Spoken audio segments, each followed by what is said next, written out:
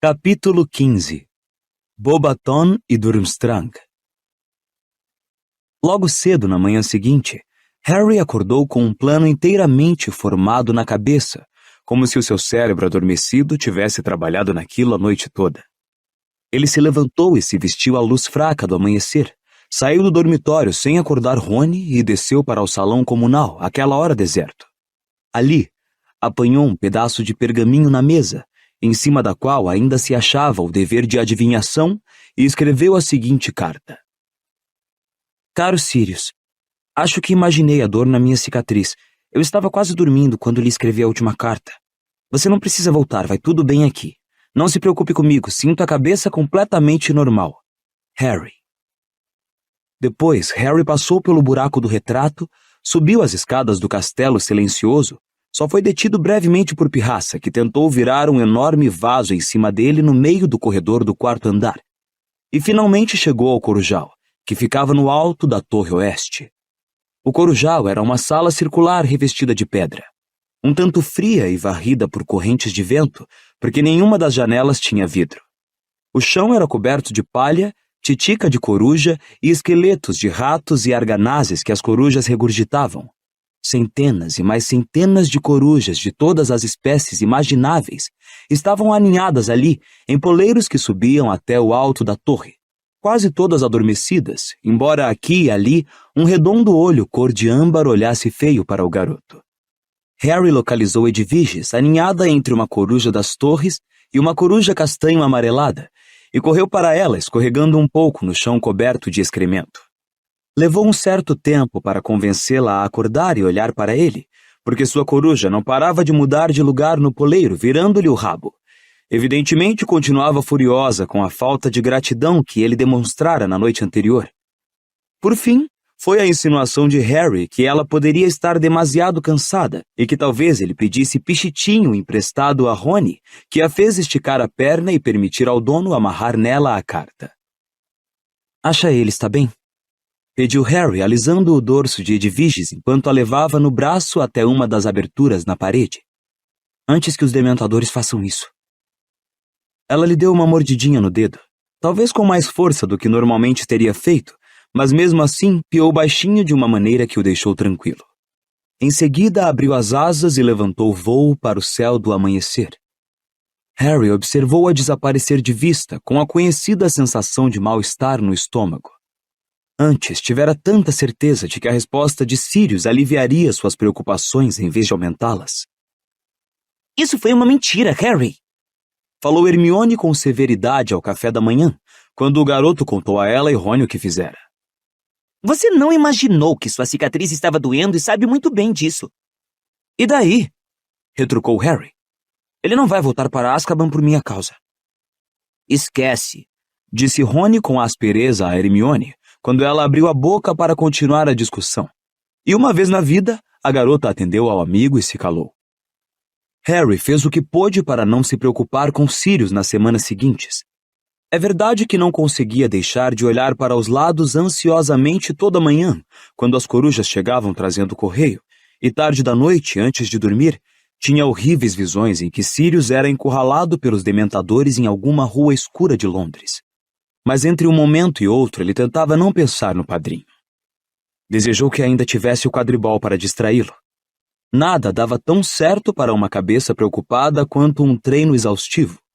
Por outro lado, as aulas estavam se tornando cada vez mais difíceis e exigindo que se esforçasse mais do que nunca, principalmente a de defesa contra as artes das trevas. Para surpresa dos alunos, o professor Moody anunciara que ia lançar a maldição Impérios sobre cada um deles, a fim de demonstrar o seu poder e verificar se conseguiam resistir aos seus efeitos. Mas, se o senhor disse que é ilegal, professor? Perguntou Hermione, incerta, quando Moody afastou as carteiras com um movimento amplo da varinha, deixando uma clareira no meio da sala. O senhor disse que usá-la contra outro ser humano era... Dumbledore quer que vocês aprendam qual é o efeito que ela produz em uma pessoa.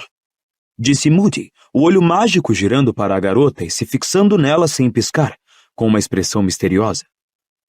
Se a senhorita preferir aprender pelo método difícil, quando alguém a lançar contra a senhorita para controlá-la.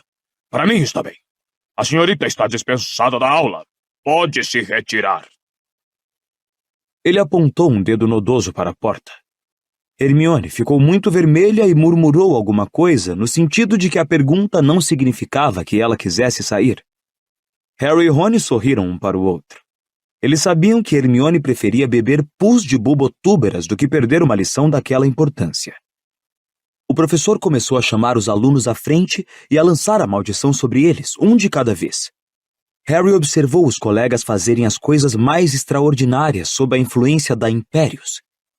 Dino Thomas deu 3 voltas pela sala aos saltos, cantando o hino nacional. Lila Brown imitou um esquilo. Neville executou uma série de acrobacias surpreendentes que ele certamente não teria conseguido em condições normais. Nenhum deles parecia ser capaz de resistir à maldição, e cada um só voltava ao normal quando Moody a desfazia. Potter! Rosnou Moody. Você é o próximo. O garoto se adiantou até o meio da sala, no espaço em que Moody deixara livre. O professor ergueu a varinha, apontou-a para Harry e disse: Império. Foi uma sensação maravilhosa.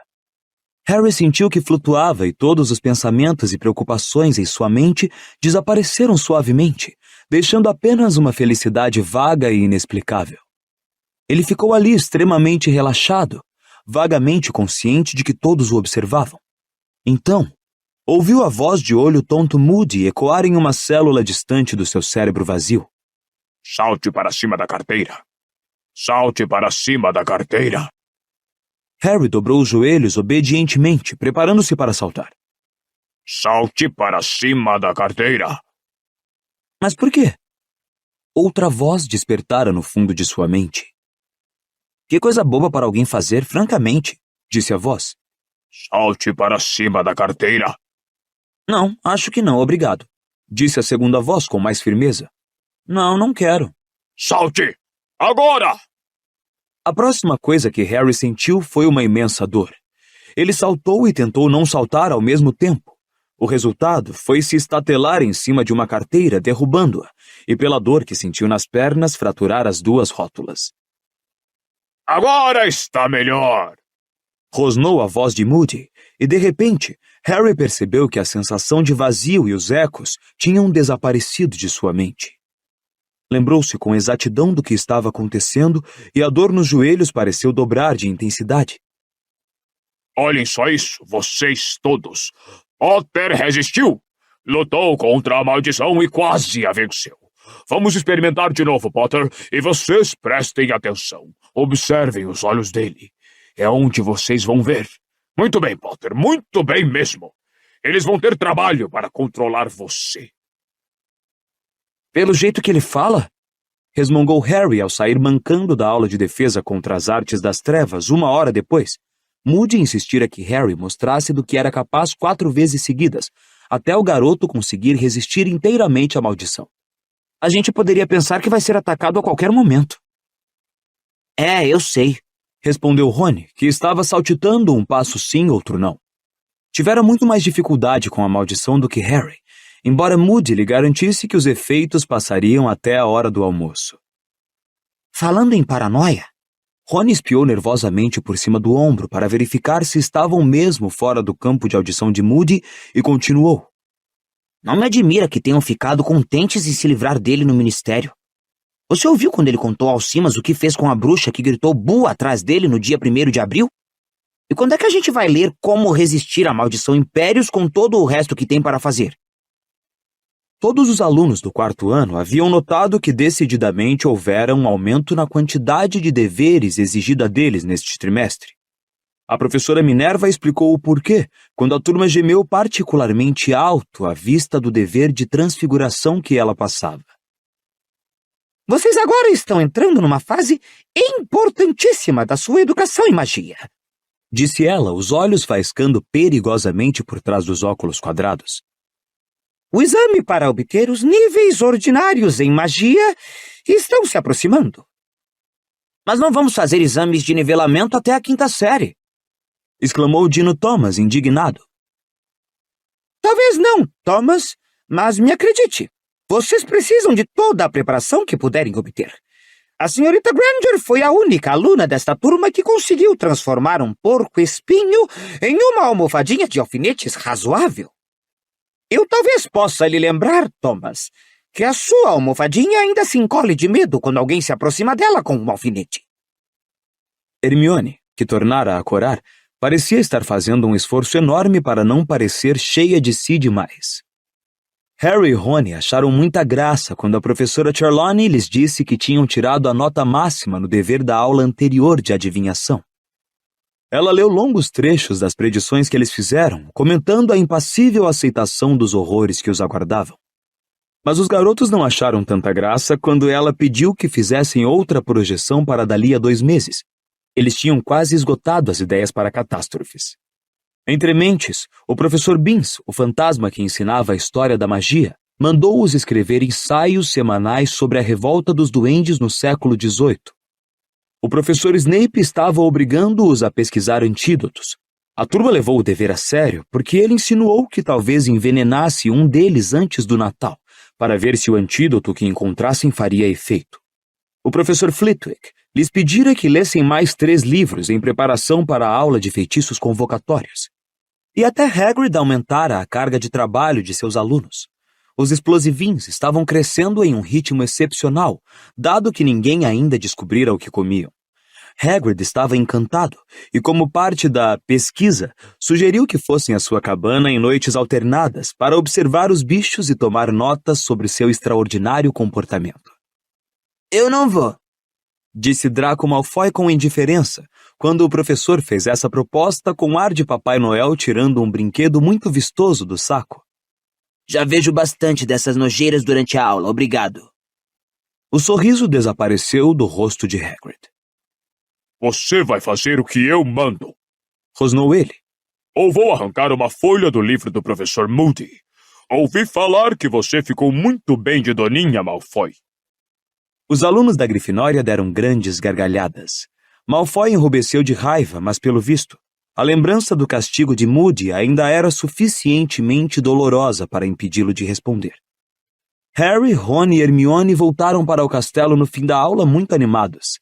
Ver Hagrid desmoralizar Malfoy era particularmente gostoso, porque no ano anterior o garoto se esforçara ao máximo para fazer com que Hagrid fosse despedido. Quando chegaram ao saguão de entrada, viram-se impedidos de prosseguir pela aglomeração de alunos que havia ali, em torno de um grande aviso afixado ao pé da escadaria de mármore.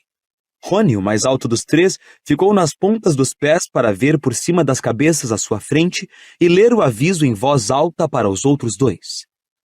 Torneio Tribruxo. As delegações de Bobaton e Durmstrang chegarão às 6 horas, sexta-feira, 30 de outubro. As aulas terminarão 1 hora antes. Genial! Exclamou Harry. É poções a última aula de sexta-feira. Snape não terá tempo de envenenar todos nós. Os alunos devem guardar as mochilas e os livros em seus dormitórios e se reunir na entrada do castelo para receber os nossos hóspedes antes da festa de boas-vindas. É daqui a 1 semana! Exclamou Ernesto Macmillan da Lufa-Lufa, saindo da aglomeração, os olhos brilhando. Será que o Cedrico sabe? Acho que vou avisar a ele. Cedrico? Repetiu Rony sem entender enquanto Ernesto saía apressado. Diggory, disse Harry. Ele deve estar inscrito no torneio. Aquele idiota, campeão de Hogwarts? Disse Rony quando abria um caminho pelo ajuntamento de alunos para chegar à escadaria. Ele não é idiota, você simplesmente não gosta dele porque ele derrotou a Grifinória no quadribol. Disse Hermione. Ouvi falar que é realmente um bom aluno e é monitor. Ela falou isso como se encerrasse a questão. Você só gosta dele porque ele é bonito. Respondeu Rony com desdém. Perdão, eu não gosto de pessoas só porque são bonitas. Retrucou Hermione, indignada. Rony fingiu que pigarreava alto, um som que estranhamente lembrava Lockhart. A fixação do aviso no saguão de entrada teve um efeito sensível nos moradores do castelo. Durante a semana seguinte, parecia haver um assunto nas conversas onde quer que Harry fosse, o torneio Tribruxo. Os boatos voavam de um aluno para outro como um germe excepcionalmente contagioso. Quem ia tentar ser o campeão de Hogwarts? Que é que o torneio exigia? E em que os alunos de Bobaton e Durmstrang se diferenciavam deles? Harry notou também que o castelo estava sofrendo uma faxina mais do que rigorosa. Vários retratos encardidos tinham sido escovados, para descontentamento dos retratados, que se sentavam encolhidos nas molduras, resmungando sombriamente e fazendo caretas ao apalpar os rostos vermelhos. As armaduras de repente brilhavam e mexiam sem ranger, e Argo Filch, o zelador, estava agindo com tanta agressividade com que esquecessem de limpar os sapatos, que aterrorizou 2 garotas do primeiro ano, levando-as à histeria. Outros funcionários também pareciam estranhamente tensos. Longbottom, tenha a bondade de não revelar que você não consegue sequer lançar um simples feitiço de troca diante de alguém de Durmstrang. Vociferou a professora Minerva ao fim de uma aula particularmente difícil, em que Neville acidentalmente transplantara as próprias orelhas para um cacto. Quando eles desceram para o café da manhã no dia 30 de outubro, descobriram que o salão principal fora ornamentado durante a noite. Grandes bandeiras de seda pendiam das paredes, cada uma representando uma casa de Hogwarts. A vermelha com um leão dourado da Grifinória, a azul com uma águia de bronze da Corvinal, a amarela com um texugo negro da Lufa-Lufa e a verde com uma serpente de prata da Sonserina. Por trás da mesa dos professores, a maior bandeira de todas tinha o brasão de Hogwarts: leão, águia, texugo e serpente, unidos em torno de uma grande letra H. Harry, Rony e Hermione viram Fred e George à mesa da Grifinória. Mais uma vez, e muito anormalmente, os dois estavam sentados à parte dos demais e conversavam em voz baixa. Rony se encaminhou para os dois. É chato, sim, dizia George sombriamente a Fred. Mas se ele não quer falar conosco pessoalmente, temos que lhe mandar uma carta, ou enfiá-la na mão dele. Ele não pode ficar nos evitando para sempre. Quem é que está evitando vocês? Perguntou Rony, sentando-se ao lado deles. Gostaria que fosse você, disse Fred, mostrando-se irritado com a interrupção. Que é chato? Perguntou Rony a George. Ter um babaca metido feito você como irmão, disse George. Vocês já tiveram alguma ideia para o torneio tribruxo? Perguntou Harry. Continuaram pensando como vão tentar se inscrever? Perguntei a McGonagall como é que os campeões são escolhidos, mas ela não quis dizer. Respondeu George com amargura. Só me disse para calar a boca e continuar transformando o meu raccoon. Fico imaginando quais vão ser as tarefas, disse Rony pensativo. Sabe, aposto que poderíamos dar conta. Harry e eu já fizemos coisas perigosas antes. Não na frente de uma banca de juízes, isso vocês não fizeram, disse Fred. McGonagall disse que os campeões recebem pontos pela perfeição com que executam as tarefas. Quem são os juízes? Perguntou Harry. Bem, os diretores das escolas participantes sempre fazem parte da banca, disse Hermione, e todos a olharam surpresos. Porque os 3 ficaram feridos durante o torneio de 1792, quando um basilisco que os campeões deviam capturar saiu destruindo tudo. Ela notou que todos a olhavam e disse com o seu costumeiro ar de impaciência quando via que ninguém mais lera os mesmos livros que ela. Está tudo em Hogwarts, uma história. Embora, é claro, esse livro não seja 100% confiável. Uma história revista de Hogwarts seria um título mais preciso, ou então uma história seletiva e muito parcial de Hogwarts que aborda brevemente os aspectos mais desfavoráveis da escola. Do que é que você está falando? Perguntou Rony, embora Harry soubesse o que vinha pela frente. Elfos domésticos, disse Hermione em voz alta, comprovando que Harry acertara. Nenhuma vez em mais de 1000 páginas, Hogwarts, uma história, menciona que somos todos coniventes com a opressão de centenas de escravos. Harry sacudiu a cabeça e se concentrou nos ovos mexidos. A falta de entusiasmo dele e de Rony não conseguiu refrear a decisão de Hermione de obter justiça para os elfos domésticos. Era verdade que os dois tinham pagado os 2 ciclis pelo distintivo do FALE, mas só o tinham feito para fazê-la calar-se. Os ciclis, no entanto, tinham sido gastos em vão. Se produziram algum efeito, foi o de tornar Hermione ainda mais vociferante. A garota andava atormentando os dois desde então, primeiro para usarem o distintivo, depois para persuadirem outros a fazer o mesmo, e ela também passara a caminhar pela sala comunal da Grifinória todas as noites, encostando os colegas na parede e sacudindo a latinha de coleta debaixo do nariz deles. Vocês têm consciência de que os seus lençóis são trocados, as lareiras acesas, as salas de aula limpas e a comida preparada por um grupo de criaturas mágicas que não recebem salário e são escravizadas? Ela não parava de lembrar a todos com veemência. Alguns colegas, como Neville, tinham pagado só para Hermione parar de fazer cara feia para eles. Alguns pareceram ligeiramente interessados no que a garota tinha a dizer, mas relutavam a assumir um papel mais ativo no movimento. Muitos encaravam a coisa toda como piada. Rony agora contemplou o teto, que banhava a todos com um sol de outono, e Fred fingiu-se extremamente interessado no bacon que havia em seu prato. Os gêmeos tinham se recusado a comprar um distintivo do FALE. George, no entanto, chegou mais para perto de Hermione. Escuta aqui, Hermione. Você já foi à cozinha? Não, claro que não. Respondeu a garota secamente. Nem posso imaginar que os alunos devam. Bom, nós já fomos, disse George, indicando Fred. Várias vezes para afanar comida. E encontramos os elfos. E eles estão felizes. Acham que têm o melhor emprego do mundo. É porque eles não têm instrução e sofrem lavagem cerebral. Começou Hermione acaloradamente, mas suas palavras seguintes foram abafadas pelo ruído de asas que vinha do alto, anunciando a chegada das corujas com o correio. Harry ergueu os olhos e na mesma hora avistou Edviges que voava em sua direção. Hermione parou de falar abruptamente. Ela e Rony observaram a coruja ansiosos, enquanto a ave batia as asas rapidamente para descer e pousar no ombro de Harry. Depois fechou-as e estendeu a perna, cansada.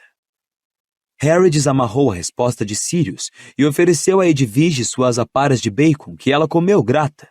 Então, verificando que Fred e George estavam absortos em novas discussões sobre o torneio tribruxo, Harry leu a carta de Sirius aos cochichos para Rony e Hermione. Não me convenceu, Harry. Estou de volta ao país e bem escondido. Quero que me mantenha informado de tudo que estiver acontecendo em Hogwarts. Não use Edviges, troque de corujas e não se preocupe comigo. Cuide-se. Não esqueça do que lhe disse sobre a cicatriz. Sirius. Por que é que você precisa trocar de corujas? Perguntou Rony em voz baixa. Edviges chamará muita atenção. Respondeu Hermione na mesma hora. Ela se destaca. Uma coruja muito branca que fica voltando para o lugar em que ele está escondido?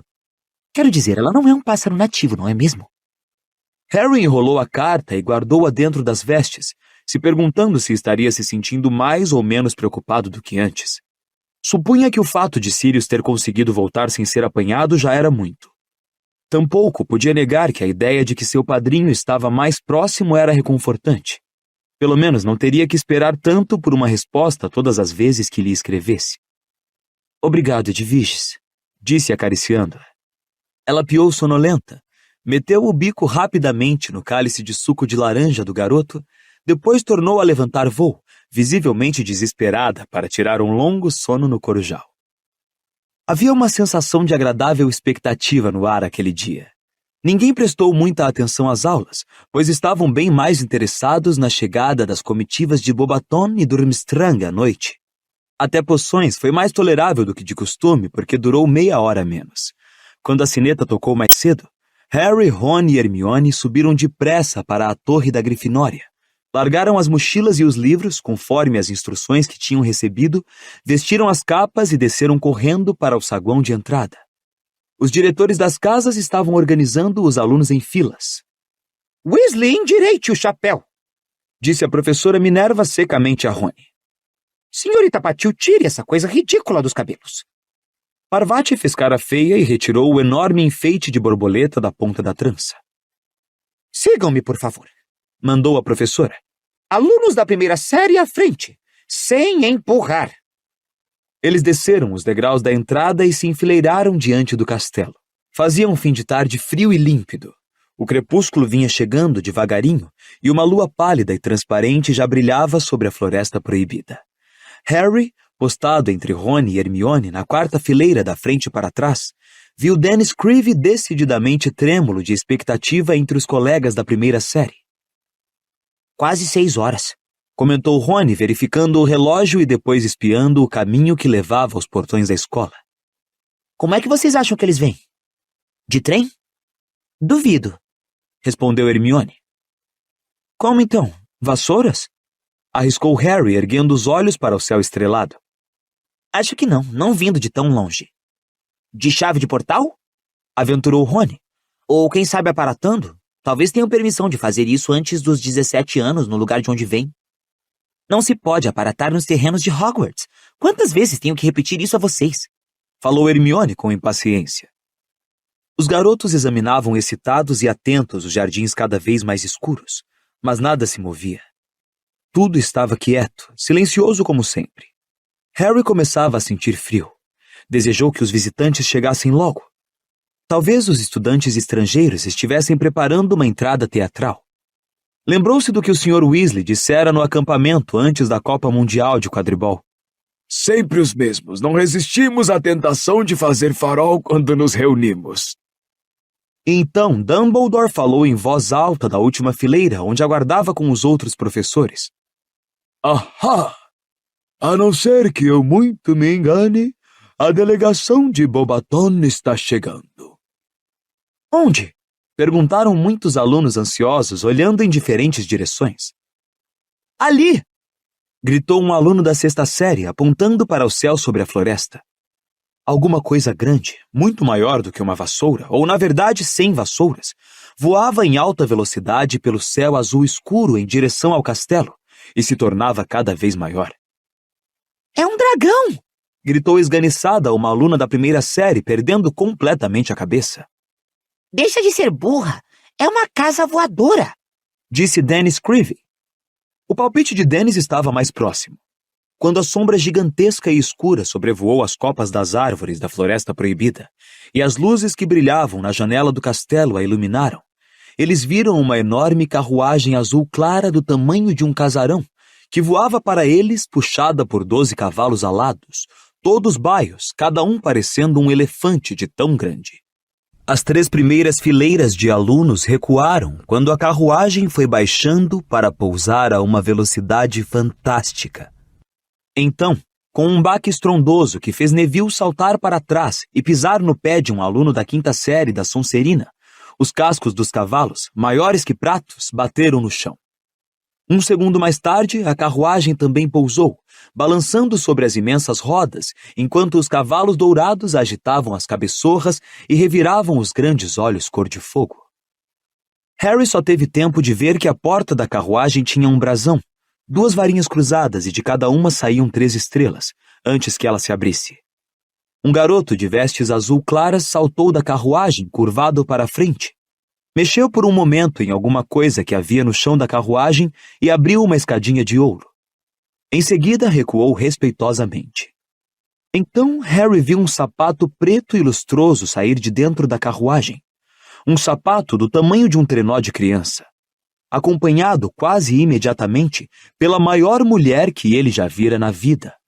O tamanho da carruagem e dos cavalos ficou imediatamente explicado. Algumas pessoas exclamaram. Harry só vira até então uma pessoa tão grande quanto essa mulher, Hagrid. Ele duvidou de que houvesse 2 centímetros de diferença na altura dos dois. Mas por alguma razão, talvez simplesmente porque estava habituado a Hagrid, esta mulher, agora ao pé da escada, que olhava para as pessoas que a esperavam de olhos arregalados, parecia ainda mais anormalmente grande. Ao entrar no círculo de luz projetado pelo saguão de entrada, ela revelou um rosto bonito de pele morena, grandes olhos negros que pareciam líquidos e um nariz um tanto bicudo.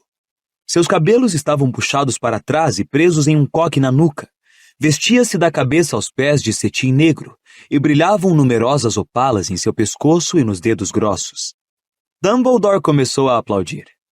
Os estudantes, acompanhando a deixa, prorromperam em palmas, muitos deles nas pontas dos pés, para poder ver melhor a mulher.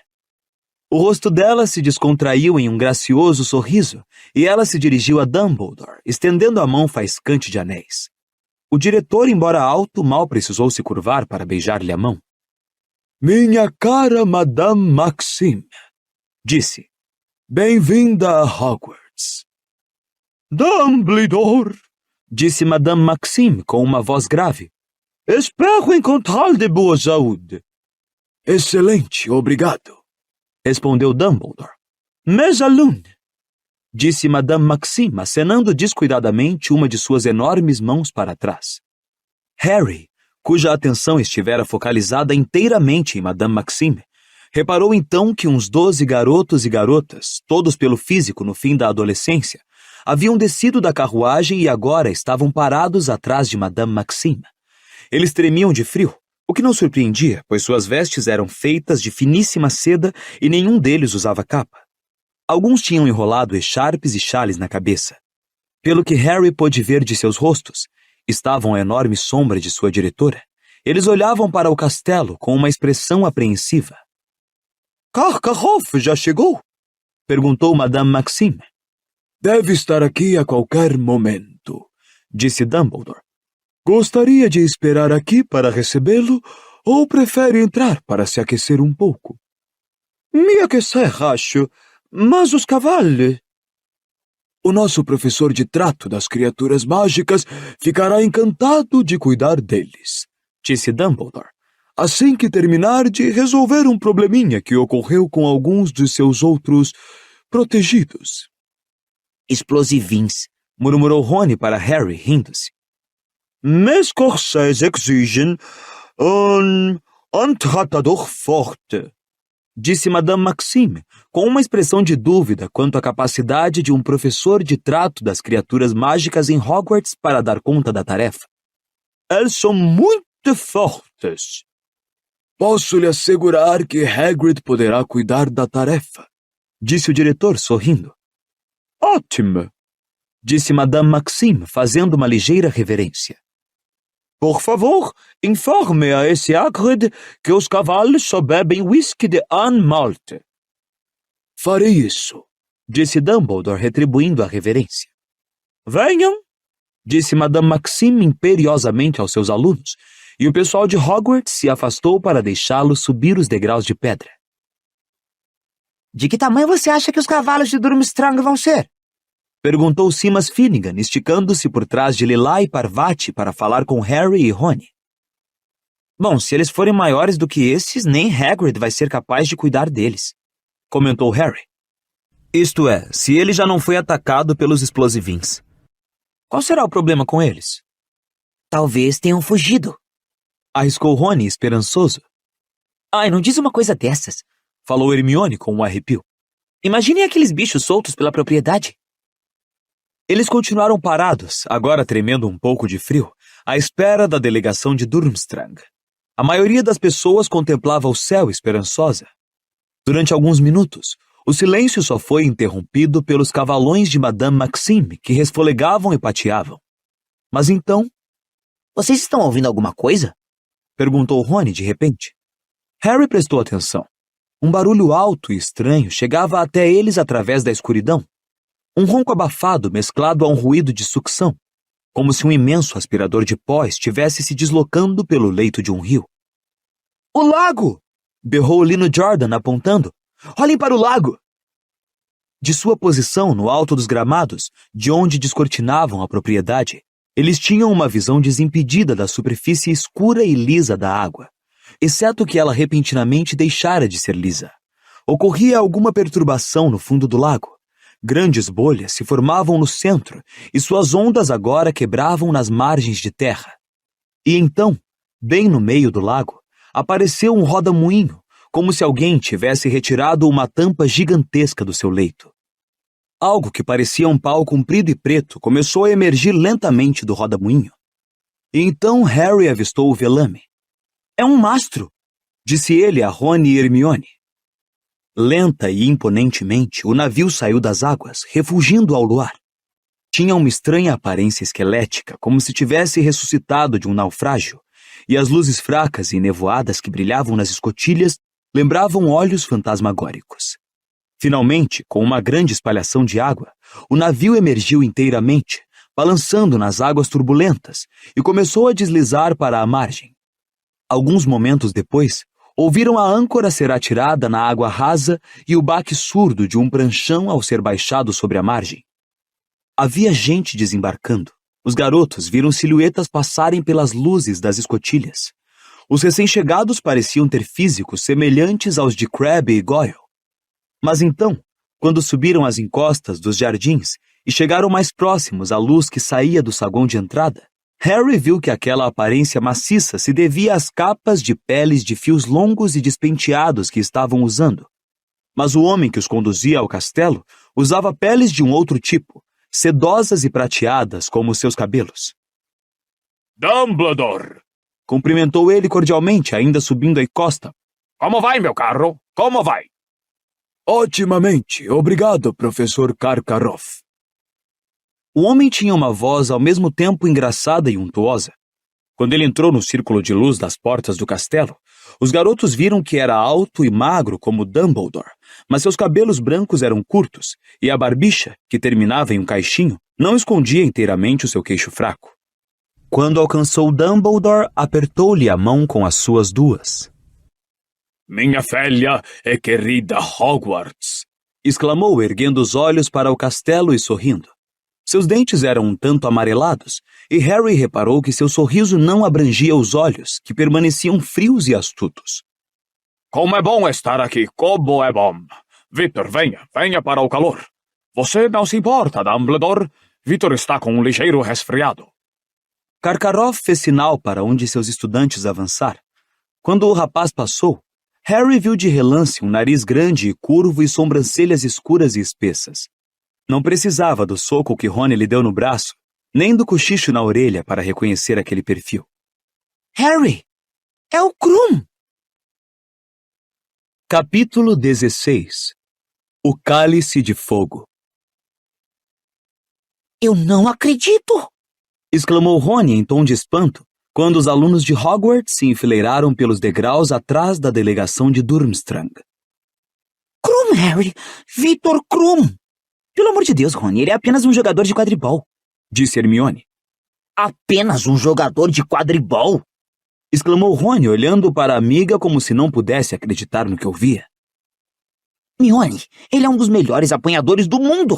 Eu não fazia ideia de que ele ainda estava na escola. Quando eles atravessaram o saguão com os demais alunos de Hogwarts a caminho do salão principal, Harry viu Lino Jordan pulando nas pontas dos pés para conseguir ver melhor a nuca de Krum. Várias garotas do 6º ano apalpavam freneticamente os bolsos enquanto andavam. Ai, não acredito, não trouxe uma única pena comigo. Você acha que ele assinaria o meu chapéu com batom?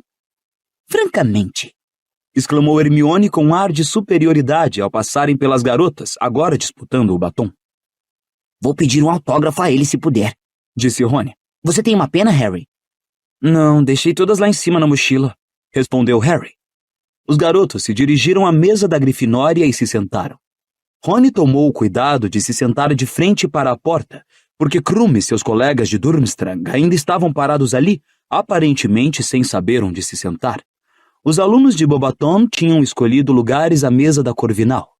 Corriam os olhos pelo salão principal com uma expressão triste no rosto. 3 deles ainda seguravam as echarpes e chales que cobriam a cabeça. Não está fazendo tanto frio assim, comentou Hermione, que os observava irritada. Por que não trouxeram as capas? Aqui! Venham se sentar aqui! Sibilou Rony. Aqui! Hermione, chega pra lá, abre um espaço. Quê? Tarde demais, disse Rony com amargura. Victor Krum e os colegas de Durmstrang tinham se acomodado à mesa da Sonserina. Harry viu que Malfoy, Crabbe e Goyle pareciam muito cheios de si com isso. Enquanto o garoto observava, Malfoy se curvou para falar com Krum. Vai fundo, puxa o saco dele, Malfoy, disse Rony com desdém. Mas aposto como o Krum está percebendo o jogo dele. Aposto como tem gente adulando ele o tempo todo. Onde é que você acha que eles vão dormir? Poderíamos oferecer um lugar no nosso dormitório, Harry. Eu não me importaria de ceder a minha cama e poderia dormir em uma cama de armar. Hermione deu uma risadinha desdenhosa. Eles parecem bem mais felizes que o pessoal da Beauxbaton, disse Harry. Os alunos de Durmstrang estavam despindo os pesados casacos de peles e olhando para o teto escuro e estrelado com expressões de interesse. Uns 2 seguravam os pratos e taças de ouro e examinavam-nos aparentemente impressionados. Na mesa dos funcionários, Filch, o zelador, acrescentava cadeiras. Estava usando a velha casaca mofada em homenagem à ocasião. Harry ficou surpreso de ver que ele acrescentara 2 cadeiras de cada lado de Dumbledore. Mas só tem mais 2 pessoas, disse Harry. Por que Filch está colocando mais 4 cadeiras? Quem mais vem? Ah? Respondeu Rony vagamente. Ainda olhava com avidez para Krum. Depois que todos os estudantes tinham entrado no salão e sentado às mesas das casas, vieram os professores, que se dirigiram à mesa principal e se sentaram.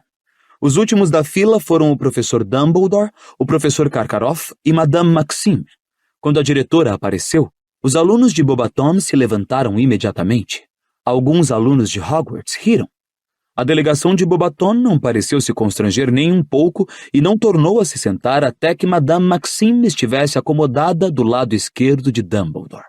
Este, porém, continuou em pé e o salão principal ficou silencioso. Boa noite, senhoras e senhores, fantasmas e muito especialmente hóspedes, disse Dumbledore sorrindo para os alunos estrangeiros. Tenho o prazer de dar as boas-vindas a todos. Espero e confio que sua estada aqui seja confortável e prazerosa. Uma das garotas de Beauxbatons, ainda segurando o chale na cabeça, deu uma inconfundível risadinha de zombaria. Ninguém está obrigando você a ficar, murmurou Hermione com raiva. O torneio será oficialmente aberto no fim do banquete, disse Dumbledore. Agora convido todos a comer, beber e se fazer em casa. Ele se sentou e Harry viu Karkaroff se curvar na mesma hora para a frente e iniciar uma conversa com o diretor. As travessas diante dele se encheram de comida como de costume. Os elfos domésticos na cozinha pareciam ter se excedido.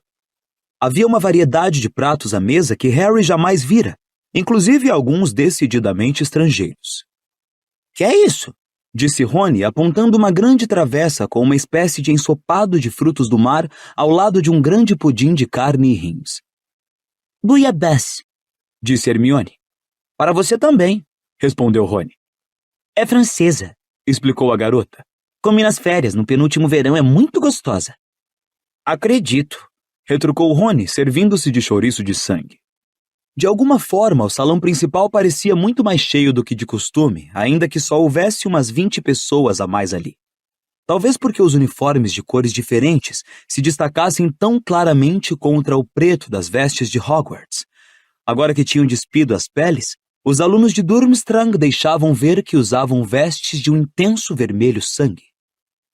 20 minutos depois do início do banquete, Hagrid entrou discretamente pela porta atrás da mesa dos funcionários. Deslizou para sua cadeira na ponta da mesa e acenou para Harry, Rony e Hermione com a mão coberta de ataduras. Os explosivins estão passando bem, Hagrid? Perguntou Harry. Otimamente, respondeu ele animado. Aposto que estão, disse Rony em voz baixa. Parece que finalmente encontraram a comida que gostam, não? Os dedos de Hagrid. Naquele instante, ouviram uma voz. Com licença, vocês vão querer a bouillabaisse? Era a garota de Beauxbatons que rira durante a fala de Dumbledore. Finalmente retirara o chale. Uma longa cascata de cabelos louro-prateados caía quase até sua cintura. Tinha grandes olhos azul profundos e dentes muito brancos e iguais. Rony ficou púrpura. Olhou para a garota, abriu a boca para responder, mas não saiu nada a não ser um fraco gargarejo. Pode levar, respondeu Harry, empurrando a terrina para a garota. Vocês já se serviram? Já, disse Rony sem fôlego. Estava excelente. A garota apanhou a terrina e levou-a cuidadosamente até a mesa da Corvinal. Rony continuou com os olhos grudados nela, como se nunca tivesse visto uma garota na vida. Harry começou a rir. O som das risadas pareceu sacudir Rony daquele transe. É uma vila! Exclamou com a voz rouca para Harry. Claro que não, retrucou Hermione mordazmente. Não vejo mais ninguém olhando para ela de boca aberta como um idiota. Mas não era bem verdade. Quando a garota atravessou o salão, muitas cabeças de garotos se viraram, e alguns pareciam ter ficado temporariamente sem fala, exatamente como Rony. Estou dizendo, não é uma garota normal, disse Rony, curvando-se para um lado para poder continuar a vê-la sem ninguém na frente. Não fazem garotas assim em Hogwarts. Fazem garotas legais em Hogwarts, respondeu Harry sem pensar. Cho Chang, por acaso, estava sentada a poucos lugares da garota de cabelos prateados. Quando vocês dois repuserem os olhos dentro das órbitas, Disse Hermione com energia. poderão ver quem acaba de chegar. Ela apontou para a mesa dos funcionários. As 2 cadeiras que estavam vazias acabavam de ser ocupadas. Ludo Bagman sentou-se agora do outro lado do professor Karkaroff, enquanto o Sr. Crouch, chefe de Percy, ficou ao lado de Madame Maxime. O que é que eles estão fazendo aqui? Indagou Harry, surpreso. Eles organizaram um torneio tribruxo, não foi? Disse Hermione. Imagino que quisessem vir assistir à abertura. Quando o segundo prato chegou, os garotos repararam que havia diversos pudins desconhecidos também. Rony examinou um tipo esquisito de manjar branco mais atentamente. Depois descolou-o com cuidado alguns centímetros para a direita, de modo a deixá-lo bem visível para os convidados à mesa da Corvinal. Mas a garota, que lembrava uma vila, parecia ter comido o suficiente e não veio até a mesa apanhá-lo. Depois que os pratos de ouro foram limpos, Dumbledore se levantou mais uma vez. Neste momento, uma agradável tensão pareceu invadir o salão. Harry sentiu um tremor de excitação só de imaginar o que viria a seguir. A algumas cadeiras de distância, Fred e George se curvaram para a frente, observando Dumbledore com grande concentração. Chegou o momento, Disse Dumbledore, sorrindo para o mar de rostos erguidos. o torneio tribruxo vai começar. Eu gostaria de dizer algumas palavras de explicação antes de mandar trazer o escrínio. O quê? Murmurou Harry. Rony deu de ombros. Apenas para esclarecer as regras que vigorarão este ano. Mas, primeiramente, gostaria de apresentar àqueles que ainda não os conhecem o Sr. Bartolomeu Crouch, chefe do Departamento de Cooperação Internacional em Magia. Houve vagos e educados aplausos. E o Sr. Ludo Bagman, chefe do Departamento de Jogos e Esportes Mágicos. Houve uma rodada mais ruidosa de aplausos para Bagman do que para Crouch, talvez por sua fama de batedor ou simplesmente porque ele parecia muito mais simpático. Ele agradeceu com um aceno jovial. Bartolomeu Crouch não sorriu nem acenou quando seu nome foi anunciado. Ao lembrar-se dele vestido com um terno bem cortado na Copa Mundial de Quadribol, Harry achou que parecia estranho naquelas vestes de bruxo. Seu bigode à escovinha e a risca exata nos cabelos pareciam muito esquisitos ao lado dos longos cabelos e barbas de Dumbledore.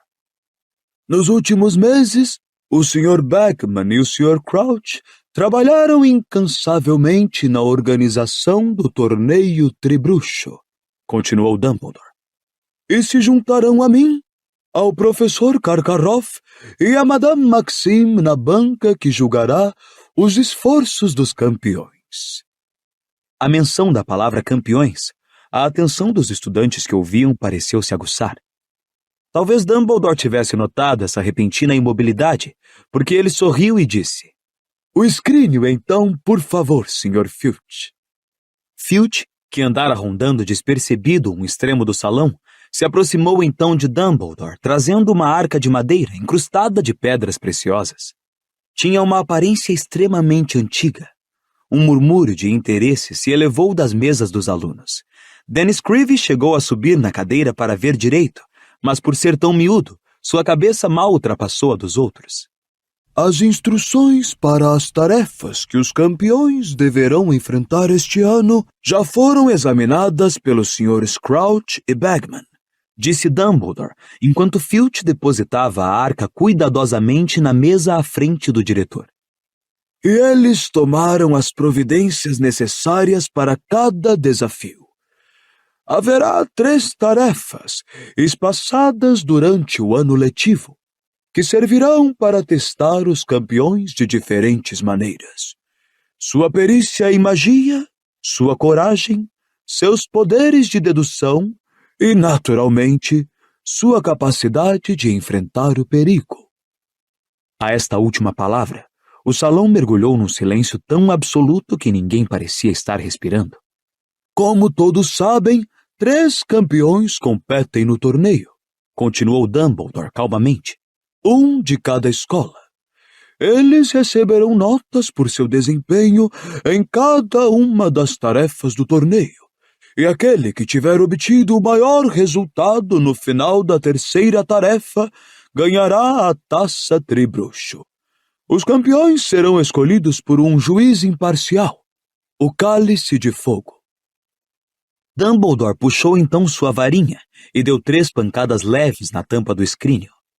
A tampa se abriu lentamente com um rangido. O bruxo enfiou a mão nele e tirou um grande cálice de madeira toscamente talhado. Teria sido considerado totalmente comum se não estivesse cheio até a borda com chamas branco-azuladas que davam a impressão de dançar. Dumbledore fechou o escrínio e pousou cuidadosamente o cálice sobre a tampa, onde seria visível a todos no salão.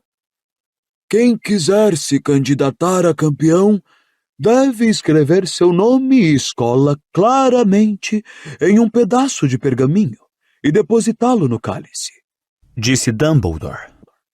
Os candidatos terão 24 horas para apresentar seus nomes. Amanhã à noite, Festa das Bruxas, o cálice devolverá o nome dos 3 que ele julgou mais dignos de representar suas escolas. O cálice será colocado no saguão de entrada hoje à noite, onde estará perfeitamente acessível a todos que queiram competir. Para garantir que nenhum aluno menor de idade ceda à tentação, continuou Dumbledore, traçarei uma linha etária em volta do cálice de fogo depois que ele for colocado no saguão. Ninguém com menos de 17 anos conseguirá atravessar a linha. E, finalmente, gostaria de incutir nos que querem competir que ninguém deve se inscrever neste torneio levianamente. Uma vez escolhido pelo Cálice de Fogo, o campeão ficará obrigado a prosseguir até o final do torneio. Colocar o nome no cálice é um ato contratual mágico. Não pode haver mudança de ideia uma vez que a pessoa se torne campeã. Portanto, procurem se certificar de que estão preparados de corpo e alma para competir antes de depositar seu nome no cálice. Agora acho que já está na hora de irmos nos deitar. Boa noite a todos. Uma linha etária! Exclamou Fred Weasley, os olhos brilhando, enquanto atravessavam o salão rumo às portas que se abriam para o saguão de entrada. Bom, isso deve ser contornável com uma poção para envelhecer, não? E depois que o nome estiver no cálice, a gente vai ficar rindo. Ele não vai saber dizer se você tem ou não 17 anos. Mas eu acho que ninguém abaixo de 17 anos terá a menor chance, disse Hermione. Ainda não aprendemos o suficiente. Fale por você, disse George rispidamente. Você vai tentar entrar, não vai, Harry? Harry pensou brevemente na insistência de Dumbledore de que nenhum menor de 17 anos submetesse o nome. Mas então a maravilhosa visão de si mesmo ganhando a taça Tribruxo invadiu mais uma vez sua mente. Ele pensou no quanto Dumbledore ficaria zangado se algum menor de 17 anos descobrisse uma maneira de atravessar a linha etária. Onde está ele? Perguntou Rony, que não estava ouvindo uma só palavra dessa conversa e examinava a aglomeração de alunos para ver que fim levara Krum. Dumbledore não disse onde o pessoal de Durmstrang vai dormir, disse? Mas sua pergunta foi respondida quase instantaneamente. Os garotos estavam passando pela mesa da Sonserina naquele momento, e Karkaroff se apressava em chegar aos seus alunos. Voltamos ao navio, então. Foi ele dizendo. Vitor, como é que você está se sentindo? Comeu o suficiente? Devo mandar buscar um pouco de quentão na cozinha. Harry viu Krum sacudir negativamente a cabeça e tornar a vestir as peles. Professor, eu gostaria de beber um pouco de vinho, disse outro garoto de Durmstrang, esperançoso. Eu não ofereci a você, Poliakov, retorquiu Karkaroff, seu caloroso ar paternal desaparecendo instantaneamente. Fecho que derramou comida nas festas outra vez, moleque porcalhão. Karkaroff lhe deu as costas e conduziu os alunos para fora, chegando à porta no mesmo momento em que Harry, Rony e Hermione. Harry parou para deixá-lo passar primeiro. Obrigado, disse Karkaroff, olhando distraído para o garoto. E então o bruxo estacou. tornou a virar a cabeça para Harry e encarou-o como se não pudesse acreditar no que via. Atrás do diretor, os alunos de Durmstrang pararam também. Os olhos de Karkaroff percorreram lentamente o rosto de Harry e se detiveram na cicatriz. Os alunos de Durmstrang miraram Harry cheios de curiosidade também. Pelo canto do olho, o garoto viu que alguns faziam cara de terem finalmente entendido. O garoto que sujara as vestes de comida cutucou uma colega ao seu lado e apontou abertamente para a testa de Harry. É o Harry Potter, sim, disse alguém com um rosnado às costas deles. O professor Karkaroff virou-se completamente. Olho tonto Moody se achava parado ali, apoiado pesadamente na bengala, o olho mágico encarando sem piscar o diretor de Durmstrang. A cor se esvaiu do rosto de Karkaroff enquanto Harry observava a cena. Uma expressão terrível em que se misturavam a fúria e o medo perpassou o rosto do homem. Você! Exclamou ele, encarando Moody como se duvidasse de que realmente o via. Eu! Disse Moody sério. E a não ser que tenha alguma coisa a dizer a Potter, Karkaroff, você talvez queira continuar andando. Está bloqueando a porta. Era verdade. Metade dos estudantes no salão aguardava atrás deles, espiando por cima dos ombros uns dos outros para ver o que estava causando o engarrafamento. Sem dizer mais uma palavra, o professor Karkaroff arrebanhou seus alunos e saiu. Moody observou-o desaparecer de vista, seu olho mágico fixando as costas do bruxo, uma expressão de intenso desagrado em seu rosto mutilado. Como o dia seguinte era sábado, normalmente a maioria dos estudantes teria tomado o café da manhã mais tarde. Harry, Ron e Hermione, porém, não foram os únicos a se levantarem muito mais cedo do que costumavam nos fins de semana. Quando desceram para o saguão, viram umas 20 pessoas andando por ali, alguns comendo torrada, todos examinando o cálice de fogo. A peça fora colocada no centro do saguão sobre o banquinho que era usado para o chapéu seletor. Uma fina linha dourada fora traçada no chão, formando um círculo de uns 3 metros de raio. Alguém já depositou o nome? Perguntou Rony, ansioso, a uma aluna do 3º ano. Todo o pessoal da Durmstrang, respondeu ela. Mas ainda não vi ninguém de Hogwarts. Aposto como tem gente que depositou ontem à noite, depois que fomos todos dormir, disse Harry. Eu teria feito isso se fosse eles. Não ia querer ninguém me olhando. E se o cálice cuspisse o meu nome de volta na hora? Alguém riu às costas de Harry. Ao se virar, ele viu Fred, George e Lino Jordan correndo escada abaixo, os 3 parecendo excitadíssimos. Resolvido! Disse Fred num cochicho vitorioso a Harry, Ron e Hermione. Acabamos de tomá-la. Quê? Exclamou Rony. A poção para envelhecer, cabeça de bagre, disse Fred. 1 gota cada um, acrescentou George, esfregando as mãos de alegria. Só precisamos envelhecer alguns meses. Vamos dividir os 1000 galeões entre os 3 se um de nós vencer, disse Lino com um largo sorriso. Não tenho muita certeza de que isso vai dar certo, disse Hermione em tom de aviso. Tenho certeza de que Dumbledore terá pensado nessa possibilidade. Fred, George e Lino não lhe deram atenção. Pronto? Perguntou Fred aos outros 2, tremendo de excitação. Vamos então. Eu vou primeiro. Harry observou fascinado quando Fred tirou do bolso um pedaço de pergaminho com as palavras Fred Weasley, Hogwarts. O garoto foi direto à linha e parou ali, balançando-se nas pontas dos pés como um mergulhador se preparando para um salto de 15 metros. Depois, acompanhado pelo olhar de todos que estavam no saguão, ele respirou fundo e atravessou a linha. Por uma fração de segundo, Harry achou que a coisa dera certo. George certamente pensara o mesmo, porque soltou um berro de triunfo e correu atrás de Fred. Mas no momento seguinte, ouviram um chiado forte e os gêmeos foram arremessados para fora do círculo dourado, como bolas de golfe. Eles aterrissaram dolorosamente a 10 metros de distância, no frio chão de pedra, e para piorar a situação, ouviram um forte estalo e brotaram nos 2 longas barbas brancas e idênticas. O saguão de entrada ecoou de risadas.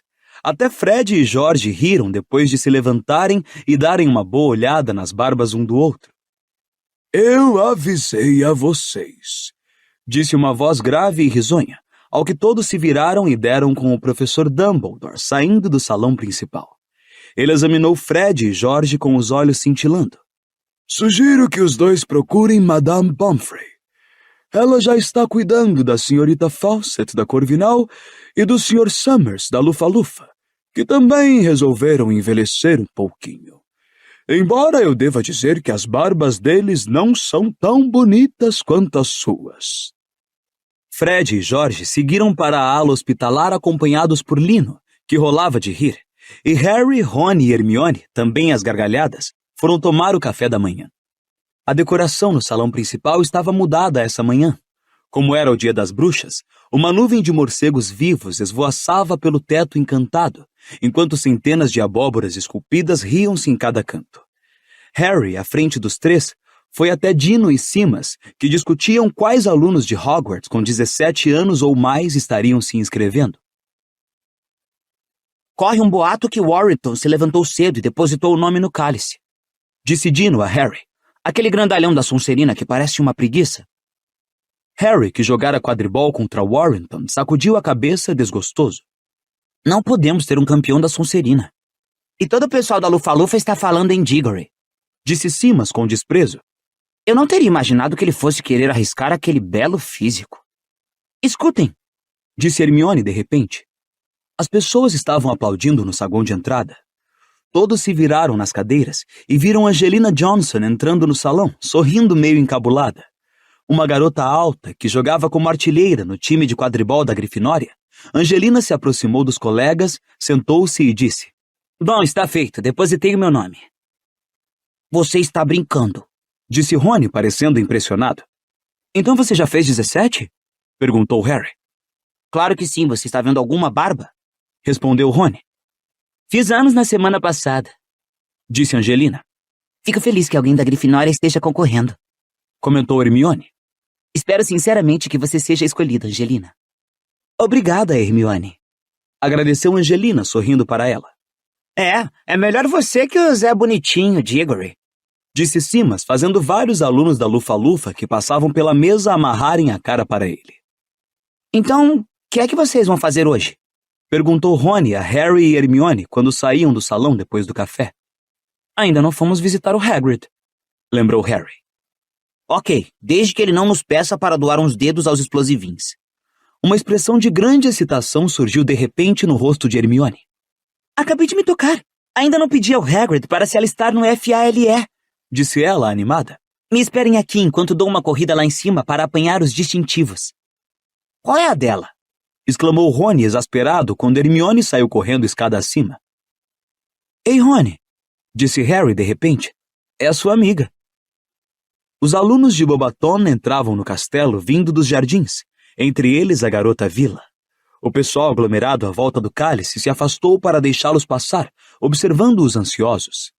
Madame Maxime entrou atrás dos alunos e organizou-os em fila. Um a um, eles atravessaram a linha etária e depositaram seus pedaços de pergaminho nas chamas branco-azuladas.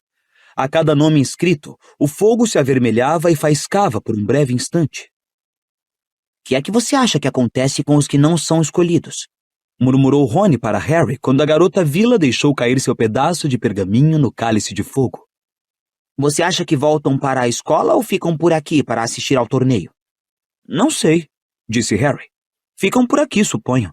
Madame Maxime vai ficar para julgar, não é? Depois que os alunos de Bobaton se inscreveram, Madame Maxime levou-os de volta aos jardins. Onde é que eles estão dormindo, então? Perguntou Rony, chegando até as portas de entrada e acompanhando-os com um olhar. Um ruído de chocalho às costas dos dois anunciou a reaparição de Hermione com a caixa de distintivos do FALE. Ah, bom, vamos logo, disse Rony, e desceu aos saltos os degraus de pedra, mantendo os olhos fixos na garota Vila, que a essa altura já estava no meio do jardim com a diretora. Ao se aproximarem da cabana de Hagrid na orla da Floresta Proibida, o mistério dos dormitórios dos alunos de Bobaton se esclareceu. A enorme carruagem azul clara em que haviam chegado fora estacionada a menos de 200 metros da porta da cabana de Hagrid, e eles estavam embarcando nela. Os cavalos elefânticos que puxavam a carruagem pastavam agora em um picadeiro improvisado montado a um lado. Harry bateu na porta de Hagrid e os latidos retumbantes de canino responderam imediatamente. Até que enfim! Saudou-os Hagrid quando abriu a porta e viu quem batia. Achei que vocês tinham esquecido onde eu morava. Estivemos realmente ocupados, Hermione começou a dizer, mas parou de chofre encarando Hagrid, aparentemente sem saber o que dizer. Hagrid estava usando seu melhor e horroroso terno de tecido marrom peludo, com uma gravata amarela e laranja. Mas isto não era o pior. Ele evidentemente tentara domesticar os cabelos, usando uma grande quantidade de um produto que parecia graxa para eixo de rodas. Estavam agora alisados em 2 molhos. Talvez ele tivesse tentado fazer um rabo de cavalo como o de Guy, mas descobrira que tinha cabelo demais.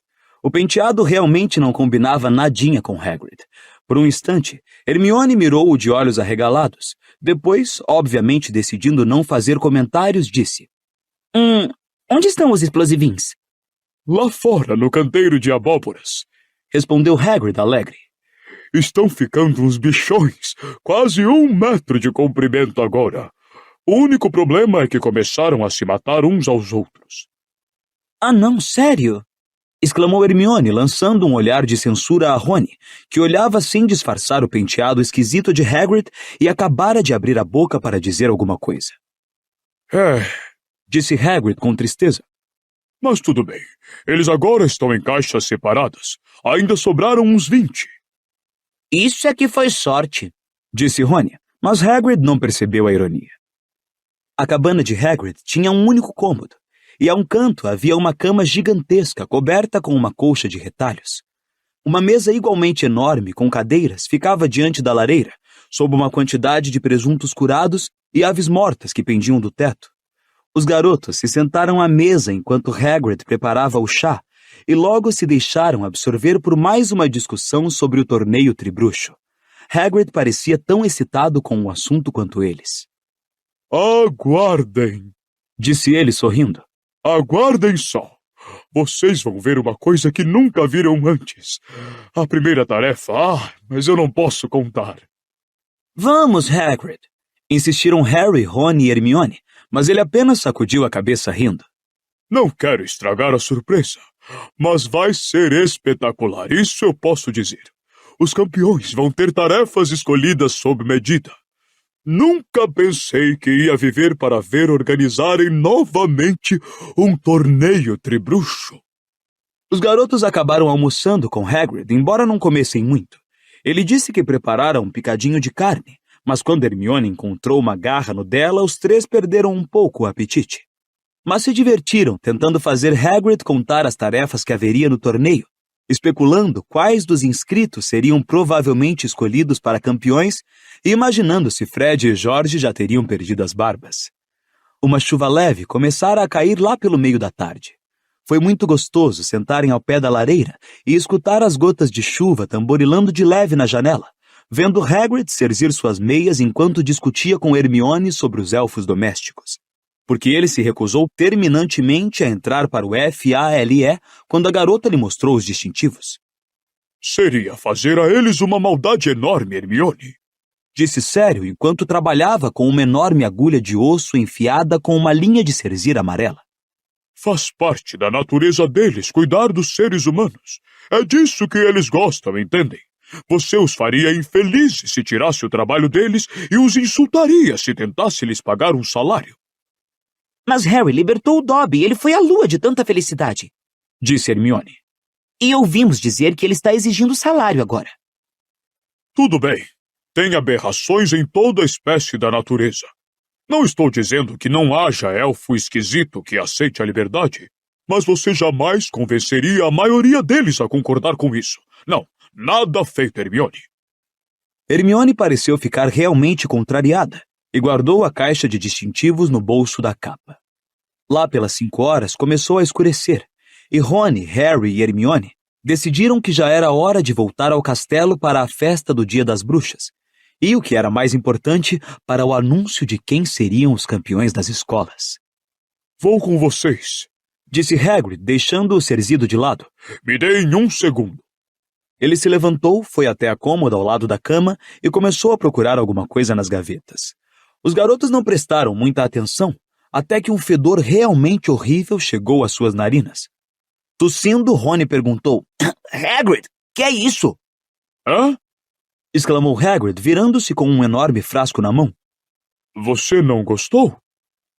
Isso é loção de barba? Perguntou Hermione com um tom de voz levemente chocado. Eau de Cologne. Murmurou Hagrid. Ele ficou vermelho. Talvez seja um pouco demais, Disse, meio impaciente. Vou tirar, esperem aí. Ele saiu desajeitado da cabana e os garotos o viram lavar-se vigorosamente no barril de água ao lado da janela. Eau de Cologne? Repetiu Hermione, surpresa. Hagrid? E qual é a explicação para os cabelos e o terno dele? Perguntou Harry em voz baixa. Olhem lá! Exclamou Rony de repente, apontando para fora da janela. Hagrid acabara de se aprumar e se virara. Se ficara vermelho antes, não era nada comparável ao que estava acontecendo agora. Levantando-se muito cautelosamente, para que Hagrid não os visse, Harry, Rony e Hermione espiaram pela janela e viram que Madame Maxime e os alunos de Beauxbaton tinham acabado de sair da carruagem, obviamente para ir à festa também. Os garotos não conseguiam ouvir, mas Hagrid estava falando com a diretora com os olhos embaçados e uma expressão de arrebatamento que Harry só notara nele uma única vez, quando admirava o filhote de dragão Norberto. Ele está indo com ela para o castelo, Disse Hermione indignada. Pensei que ele estava nos esperando. Sem lançar sequer um olhar à cabana, Hagrid foi subindo pelo gramado com Madame Maxime, e os alunos de Beauxbaton seguiam em sua cola, quase correndo para acompanhar os passos enormes dos dois. Ele está caído por ela, Comentou Rony incrédulo. Bom, se eles tiverem filhos, vão marcar um recorde mundial. Aposto como um bebê deles iria pesar 1 tonelada. Os três saíram da cabana sozinhos e fecharam a porta ao passar. Estava surpreendentemente escuro do lado de fora. Puxando as capas mais para junto do corpo, eles subiram pelos gramados da propriedade. Ah, são eles! Olhem lá! Sussurrou Hermione. A delegação de Durmstrang seguia do lago para o castelo. Victor Krum caminhava ao lado de Karkaroff e os outros os acompanhavam em pequenos grupos. Rony observou Krum excitado, mas o jogador nem olhou para os lados ao alcançar as portas do castelo um pouco à frente de Hermione, Rony e Harry, andando sempre reto. Quando os três amigos entraram, o salão iluminado por velas estava quase cheio. O cálice de fogo fora mudado de lugar. Agora se encontrava diante da cadeira vazia de Dumbledore, à mesa dos professores. Fred e George, novamente de cara lisa, pareciam ter aceitado o desapontamento muito bem. Espero que seja Angelina, disse Fred quando Harry, Rony e Hermione se sentaram. Eu também, Disse Hermione sem fôlego. Bom, vamos saber daqui a pouco. A festa das bruxas pareceu durar muito mais do que habitualmente. Talvez porque fosse o segundo banquete em 2 dias, Harry não pareceu interessado na comida preparada com extravagância tanto quanto das outras vezes. Como todas as pessoas no salão, a julgar pelas constantes espichadas de pescoços, as expressões impacientes nos rostos, o desassossego de todos que se levantavam para ver se Dumbledore já acabara de comer, Harry simplesmente queria que os pratos fossem retirados e os nomes dos campeões anunciados. Depois de muito tempo, os pratos voltaram ao estado de limpeza inicial. Houve um aumento acentuado no volume dos ruídos no salão, que caiu quase instantaneamente quando Dumbledore se ergueu. A cada lado dele, o professor Karkaroff e Madame Maxime pareciam tão tensos e ansiosos quanto os demais. Ludo Bagman sorria e piscava para vários alunos. O Sr. Crouch, porém, parecia bastante desinteressado, quase entediado. Bom, o cálice de fogo está quase pronto para decidir, Disse Dumbledore. Estimo que só precise de mais 1 minuto. Agora, quando os nomes dos campeões forem chamados, eu pediria que eles viessem até este lado do salão, passassem diante da mesa dos professores e entrassem na câmara ao lado. Ele indicou a porta atrás da mesa. Onde receberão as primeiras instruções. Ele puxou então a varinha e fez um gesto amplo. Na mesma hora, todas as velas, exceto as que estavam dentro das abóboras recortadas, se apagaram, mergulhando o salão na penumbra. O cálice de fogo agora brilhava com mais intensidade do que qualquer outra coisa ali. A brancura azulada das chamas que faiscavam vivamente quase fazia os olhos doerem. todos observavam à espera. Alguns consultavam os relógios a todo momento. A qualquer segundo agora! Sussurrou Lino Jordan a 2 lugares de distância de Harry. As chamas dentro do cálice de repente tornaram a se avermelhar. Começaram a soltar faíscas. No momento seguinte, uma língua de fogo se ergueu no ar e expeliu um pedaço de pergaminho chamuscado. O salão inteiro prendeu a respiração. Dumbledore apanhou o pergaminho e segurou-o à distância do braço, de modo a poder lê-lo à luz das chamas, que voltaram a ficar branco-azuladas. O campeão de Durmstrang, leu ele em alto e bom som, será Viktor Krum. Grande surpresa! Berrou Rony ao mesmo tempo que uma tempestade de aplausos e vivas percorreu o salão. Harry viu Viktor Krum se levantar da mesa da Sonserina e se encaminhar com as costas curvas para Dumbledore. Ele virou à direita, passou diante da mesa dos professores e desapareceu pela porta que levava à câmara vizinha. Bravo, Victor! Disse Karkaroff com a voz tão retumbante que todos puderam ouvi-lo apesar dos aplausos. Eu sabia que você era capaz! Os aplausos e comentários morreram. Agora todas as atenções tornaram a se concentrar no cálice de fogo, que segundos depois tornou a se avermelhar. Um segundo pedaço de pergaminho voou de dentro dele, lançado pelas chamas. O campeão de Beauxbaton é Fleur Delacour. É ela, Rony! Gritou Harry quando a garota, que parecia uma vila, levantou-se graciosamente, sacudiu a cascata de cabelos louro-prateados para trás e caminhou impetuosamente entre as mesas da Corvinal e da Lufa-Lufa. Ah, olha lá! Eles estão desapontados, disse Hermione, sobrepondo sua voz ao barulho e indicando com a cabeça o resto da delegação de Beauxbaton. Desapontados era dizer pouco, pensou Harry. 2 das garotas que não tinham sido escolhidas debulhavam-se em lágrimas e soluçavam com as cabeças deitadas nos braços. Quando Fleur Delacour também desapareceu na câmara vizinha, todos tornaram a fazer silêncio. Mas desta vez, foi um silêncio tão pesado de excitação que quase dava para sentir seu gosto. O campeão de Hogwarts é o próximo. E o cálice de fogo ficou mais uma vez vermelho. Jorraram faíscas dele. A língua de fogo ergueu-se muito alto no ar e de sua ponta Dumbledore tirou o 3º pedaço de pergaminho.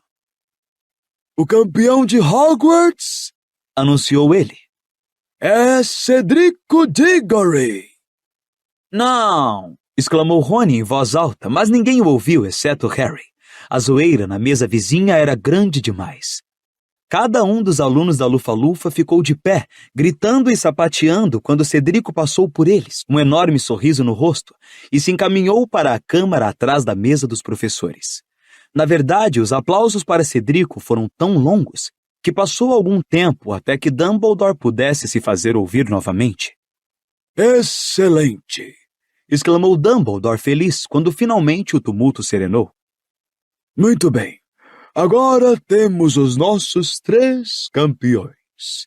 Estou certo de que posso contar com todos, inclusive com os demais alunos de Beauxbaton e Durmstrang, para oferecer aos nossos campeões todo o apoio que puderem.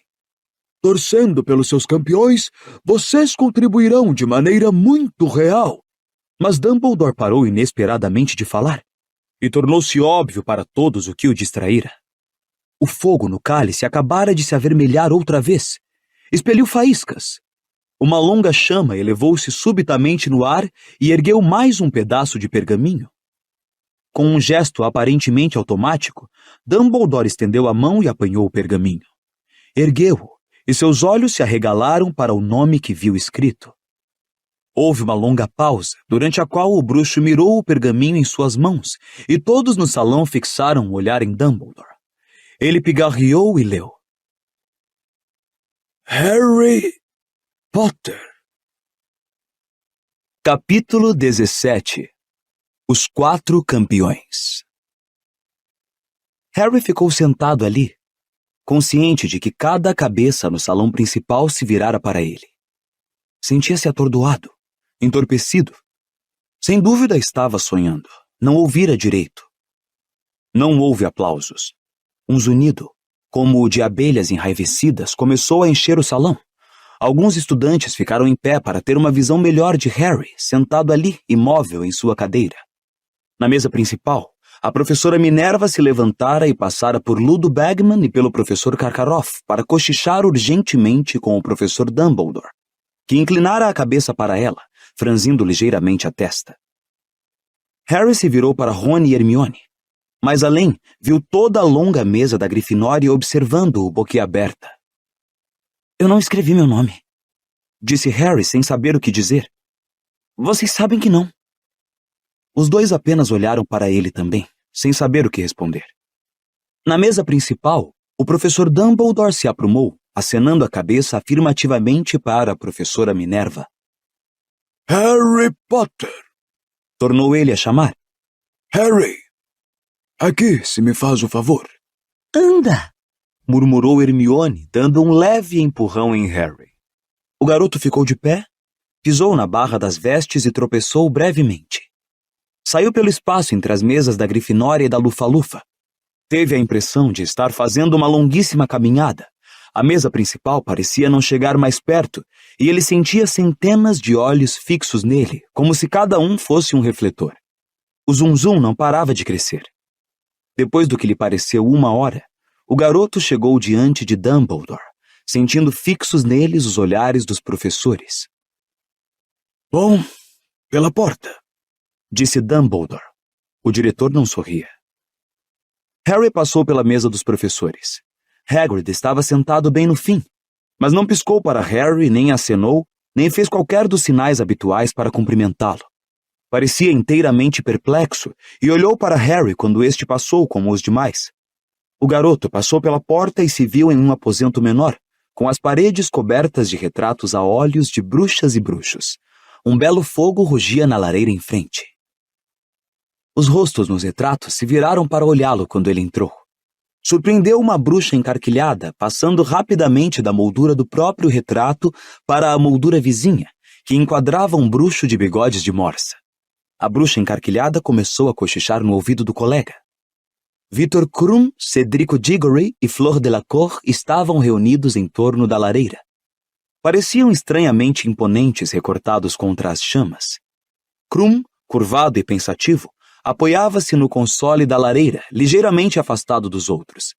Cedrico estava parado com as mãos às costas, contemplando o fogo. Fleur Delacour virou a cabeça quando Harry entrou e jogou para trás a cascata de cabelos longos e prateados. Que foi? Perguntou ela. Querem que a gente volte ao salão? Pensava que ele viera trazer um recado. Harry não sabia como explicar o que acabara de acontecer. Ficou ali parado, olhando para os 3 campeões. Percebeu de repente como eram altos. Houve um ruído de passos apressados atrás de Harry, e Ludo Bagman entrou na sala. Segurou o garoto pelo braço e levou-o até os outros. Extraordinário! Murmurou, apertando o braço de Harry. Absolutamente extraordinário! Senhores, senhora... acrescentou, aproximando-se da lareira e falando aos outros 3. Gostaria de lhes apresentar, por mais incrível que possa parecer, o 4º campeão do torneio Tribruxo. Victor Krum se impertigou. Seu rosto carrancudo nublou-se ao examinar Harry. Cedrico fez cara de estupefação. Olhou de Bagman para Harry e de volta como se tivesse certeza de que ouvira mal o que o bruxo acabara de dizer. Fleur Delacour, porém, sacudiu os cabelos, sorriu e disse. Que grande piada, Sr. Bagman. Piada? Repetiu Bagman, confuso. Não é não. O nome de Harry acaba de sair do cálice de fogo. As grossas sobrancelhas de Krum se contraíram ligeiramente. Cedrico continuou a parecer educadamente surpreso. Fleur franziu a testa. Mas, evidentemente, houve engano. Disse a Bagman com desdém. Ele não pode competir. É jovem demais. Bom, é surpreendente. Concordou Bagman, esfregando o queixo liso e sorrindo para Harry. Mas, como sabem, o limite de idade só foi imposto este ano como medida suplementar de precaução. E como o nome dele saiu do cálice de fogo, quero dizer, acho que a essa altura não podemos fugir à responsabilidade. Somos obrigados. Harry terá que se esforçar o máximo que... A porta às costas dele se abriu e um grande grupo de pessoas entrou. O professor Dumbledore, seguido de perto pelo Sr. Crouch, o professor Karkaroff, Madame Maxime, a professora McGonagall e o professor Snape. Harry ouviu o zum-zum de centenas de estudantes do outro lado da parede, antes da professora McGonagall fechar a porta. Madame Maxime, Chamou Fleur na mesma hora, indo ao encontro de sua diretora. estão dizendo que esse garotinho vai competir também. Sob o seu atordoamento e incredulidade, Harry sentiu uma crispação de raiva. Garrotinho? Madame Maxime se impertigara até o limite de sua considerável altura. O cocoruto da bela cabeça roçou o lustre repleto de velas, e seu imenso peito coberto de cetim negro se estufou. Que significa isso, Dumbledore? Perguntou imperiosamente. Eu também gostaria de saber, Dumbledore. Disse o professor Karkaroff. Em seu rosto havia um sorriso inflexível e seus olhos azuis eram 2 lascas de gelo. 2 campeões de Hogwarts. Não me lembro de ninguém ter me dito que a escola que sediasse o torneio poderia ter 2 campeões. Ou será que não li o regulamento com a devida atenção? Ele deu um sorrisinho maldoso. É impossível! Exclamou Madame Maxime, cujas enormes mãos com numerosas e soberbas opalas descansavam no ombro de Fleur. Hogwarts não pode ter 2 campeões. Seria muito injusto. Tivemos a impressão de que sua linha etária deixaria de fora os competidores mais jovens, Dumbledore. Disse Karkaroff, o sorriso inflexível ainda no rosto, embora seus olhos estivessem mais frios que nunca. Do contrário, teríamos naturalmente trazido uma seleção de candidatos mais ampla de nossas escolas. Não é culpa de ninguém, exceto de Potter, Karkaroff. Falou Snape suavemente. Seus olhos negros brilharam de malícia. Não saia culpando Dumbledore pela determinação de Potter de desobedecer às regras. Ele não tem feito nada exceto transgredir limites desde que chegou aqui. Muito obrigado, Severo. Disse Dumbledore com firmeza, e Snape se calou, embora seus olhos continuassem a brilhar maldosamente por trás da cortina de cabelos negros e oleosos. O professor Dumbledore olhou então para Harry, que o encarou, tentando perceber a expressão dos olhos do diretor por trás dos óculos de meia-lua. Você depositou seu nome no cálice de fogo, Harry?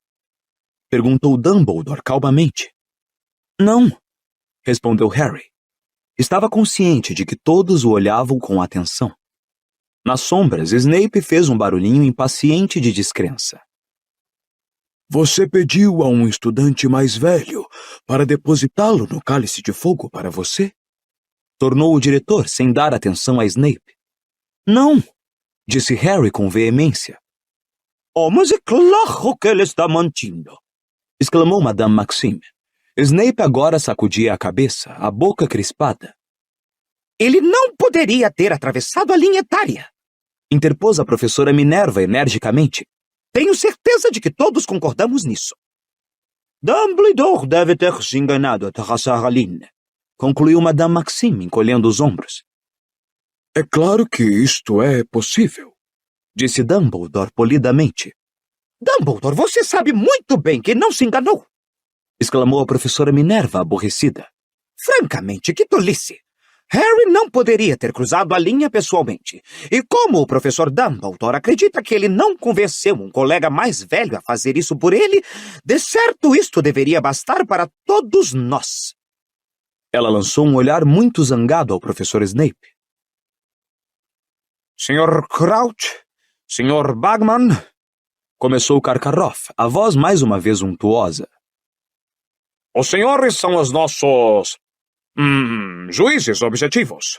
Certamente os senhores concordarão que isto é extremamente irregular. Bagman enxugou o rosto redondo e infantil com o lenço e olhou para o Sr. Crouch, que estava parado fora do círculo das chamas da lareira, o rosto semi-oculto pelas sombras. Parecia um pouco sobrenatural. A obscuridade fazia-o parecer muito mais velho, emprestando-lhe quase uma aparência de caveira.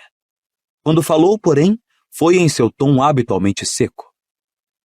Devemos obedecer ao regulamento, e o regulamento diz claramente que as pessoas cujos nomes saírem do Cálice de Fogo devem competir no torneio.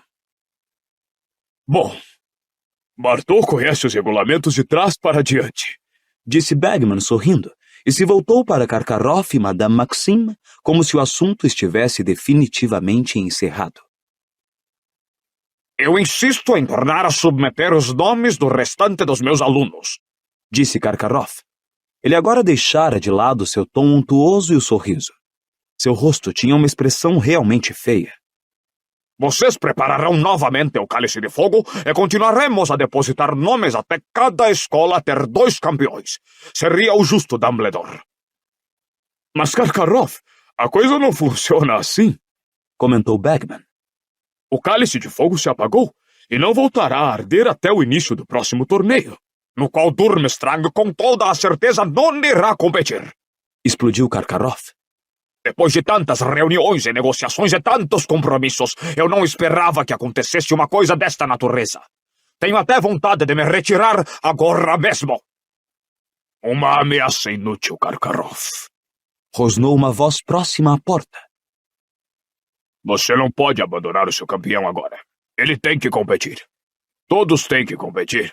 Um ato contratual mágico, conforme disse Dumbledore. Conveniente, não é mesmo? Moody acabara de entrar na sala. Encaminhou-se mancando até a lareira e a cada passo que dava ouvia-se uma batidinha. Conveniente? Perguntou Karkaroff. Receio não estar entendendo, Moody. Harry percebeu que o bruxo tentava parecer desdenhoso, como se não valesse a pena dar atenção ao que Moody dissera. Mas suas mãos o traíam. Tinham-se fechado em punhos. Não mesmo? Perguntou Moody em voz alta. É muito simples, Karkaroff. Alguém depositou o nome de Harry naquele cálice, sabendo que o garoto teria que competir se saísse o seu nome. Evidentemente, alguém que queria oferecer a Hogwarts 2 oportunidades de vencer, comentou Madame Maxime. Eu concordo, Madame Maxime, disse Karkaroff com uma reverência. Vou reclamar com o Ministério da Magia e a Confederação Internacional de Bruxos. Se alguém tem razão para reclamar, é o Potter, rosnou Moody. Mas o que é engraçado, não estou ouvindo ele dizer uma única palavra. Por que ele iria reclamar? Disse Flor Delacour de repente, batendo o pé. Ele tem uma chance de competir, não é? Durante semanas vivemos a esperança de ser escolhido. A honra de nossas escolas, 1000 galeões de prêmio, é uma chance pela qual muita gente morreria. Talvez alguém tenha a esperança de que Harry morra, disse Moody com um leve vestígio de rosnado na voz. Seguiu-se um silêncio extremamente tenso às suas palavras.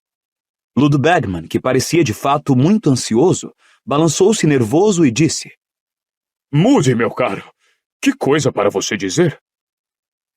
Todos sabemos que o professor Moody considera a manhã perdida se não descobrir 6 conspirações para assassiná-lo antes do almoço, disse Karkaroff em voz alta. Pelo visto, agora está ensinando aos seus alunos o medo de serem assassinados também.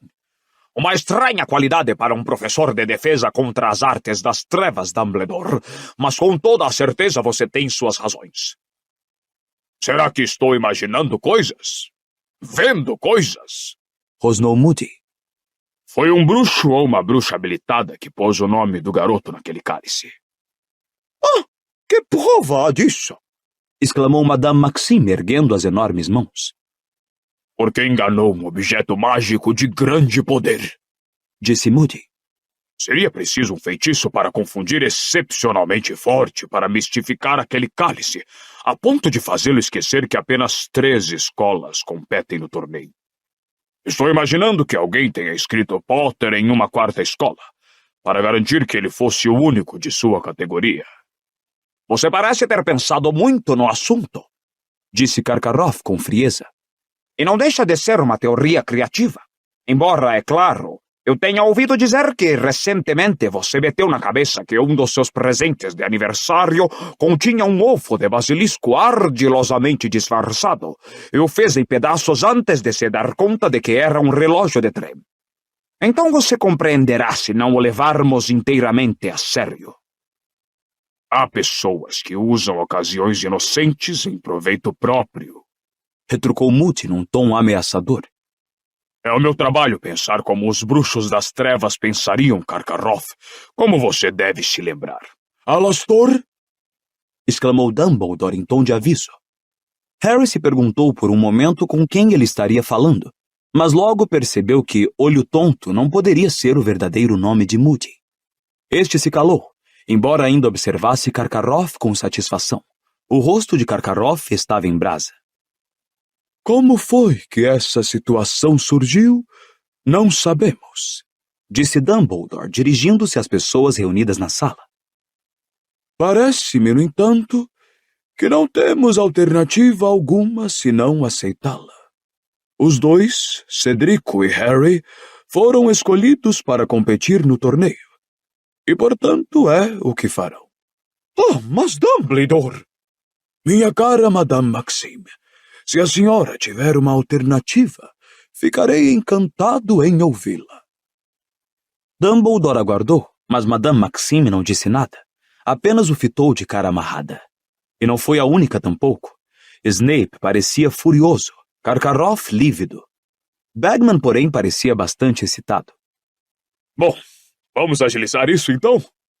Disse, esfregando as mãos e sorrindo para os presentes. Temos de dar nossas instruções aos campeões, não é mesmo? Bartô, quer fazer as honras da casa? O Sr. Crouch pareceu despertar de um profundo devaneio. Concordou. Instruções. A primeira tarefa... Encaminhou-se então para a claridade das chamas. De perto, Harry achou que ele parecia estar passando mal. Havia sombras escuras sob seus olhos, e sua pele enrugada tinha uma aparência frágil que lembrava papel.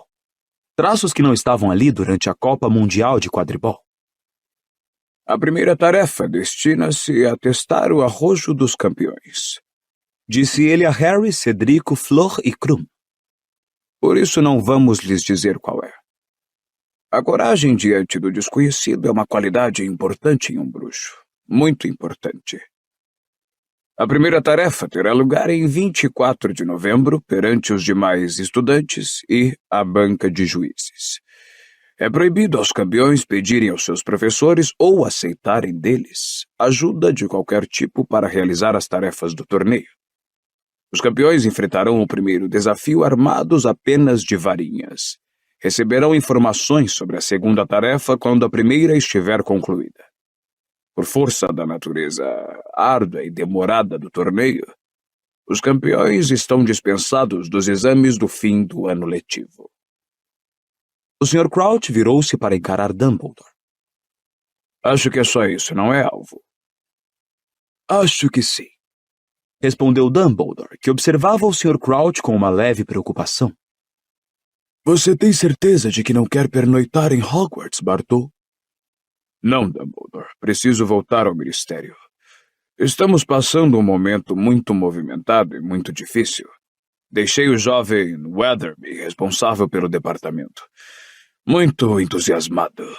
Um pouquinho demais, para dizer a verdade. Você vai pelo menos tomar um drink antes de partir? Convidou Dumbledore. Vamos, Bartô, eu vou ficar, disse Bagman animado. As coisas estão acontecendo em Hogwarts agora, sabe? Está muito mais excitante aqui do que no escritório. Acho que não, Ludo, respondeu Crouch com um toque de sua antiga impaciência. Professor Karkaroff, Madame Maxime, um último drink antes de nos recolhermos? Perguntou Dumbledore. Mas Madame Maxime já passara um braço pelos ombros de Fleur e a conduzia rapidamente para fora da sala. Harry ouviu as duas conversarem muito depressa em francês ao atravessarem o salão principal. Karkaroff fez sinal para Krum e eles também, agitados, saíram em silêncio.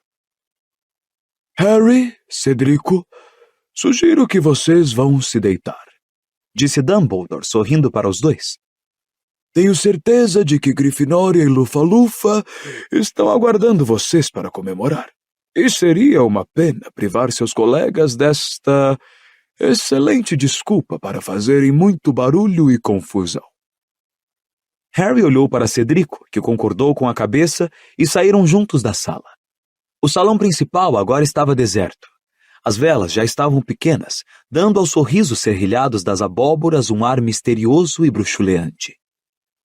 Então, disse Cedrico com um sorrisinho, vamos jogar um contra o outro novamente. Acho que sim, respondeu Harry. Na realidade, ele não conseguia pensar no que dizer. Dentro de sua cabeça, parecia haver uma desordem total, como se o seu cérebro tivesse sido saqueado. Então, me conta, disse Cedrico quando chegaram ao saguão de entrada, que estava agora iluminado por archotes na ausência do cálice de fogo. No duro, como foi que você conseguiu escrever seu nome? Não escrevi, disse Harry erguendo os olhos para o colega. Não pus meu nome lá, falei a verdade. Ah, tá, respondeu Cedrico. Harry percebeu que Cedrico não acreditara nele. Bom, a gente se vê então. Em vez de subir a escadaria de mármore, Cedrico rumou para a porta à direita. Harry ficou parado, escutando-o descer os degraus de pedra. Depois, lentamente, começou a subir os de mármore. Será que mais alguém, além de Rony e Hermione, acreditaria nele? Ou iriam todos pensar que se inscrevera no torneio? Contudo, como é que alguém podia pensar uma coisa dessas, quando ele ia enfrentar competidores que tinham mais 3 anos de educação mágica? Quando ia enfrentar tarefas que não somente pareciam perigosas, mas que deveriam ser executadas diante de centenas de pessoas? Ele pensara nisso, devaneara sobre isso. Mas fora brincadeirinha, verdade, uma espécie de sonho descomprometido. Jamais considerara seriamente se inscrever, verdade. Mas alguém considerara isso. Alguém quisera vê-lo no torneio e tomara providências para tanto. Por quê? Para lhe fazer um gosto? Tinha a impressão que não. Para vê-lo fazer papel de bobo?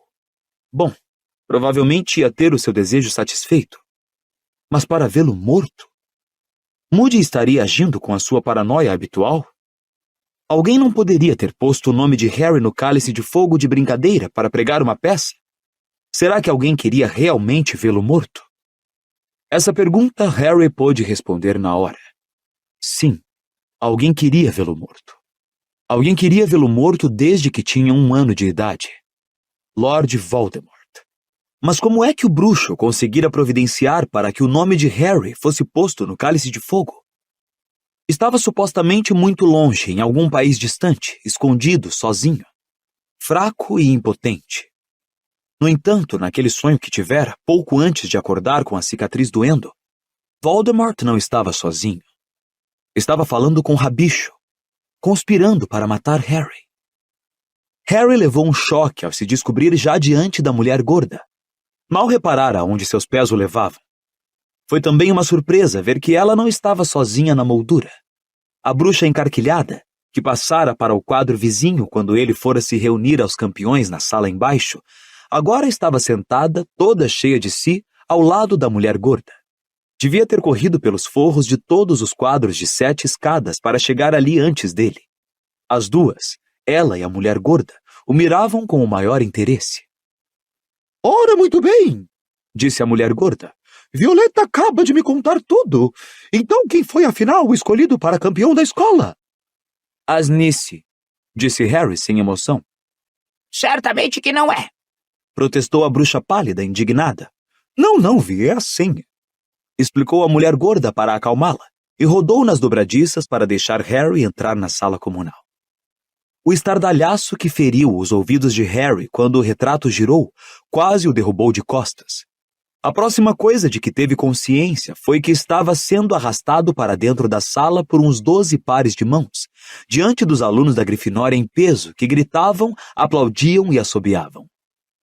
Devia ter nos avisado que tinha se inscrito, berrou Fred. Parecia meio aborrecido e meio impressionado. Como foi que você fez isso sem ficar barbudo? Genial! Rugiu Jorge. Não fiz, disse Harry. Não sei como foi que... Mas Angelina agora se atirava em cima dele. Ah, se não pode ser eu, pelo menos foi alguém da Grifinória. Você vai poder dar o troco ao Diggory por aquela última partida de quadribol, Harry. Gritou a voz fina de Katie Bell, outra artilheira da Grifinória. Temos comida, Harry. Venha comer alguma coisa. Não estou com fome, comi bastante no banquete. Mas ninguém quis ouvir falar de sua falta de apetite. Ninguém quis saber que ele não pusera o nome no cálice de fogo. Ninguém parecia ter notado que ele não estava com a menor disposição de comemorar. Lino Jordan desencavara uma bandeira da Grifinória em algum lugar e insistia em enrolá-la em Harry como uma capa. Harry não conseguiu fugir.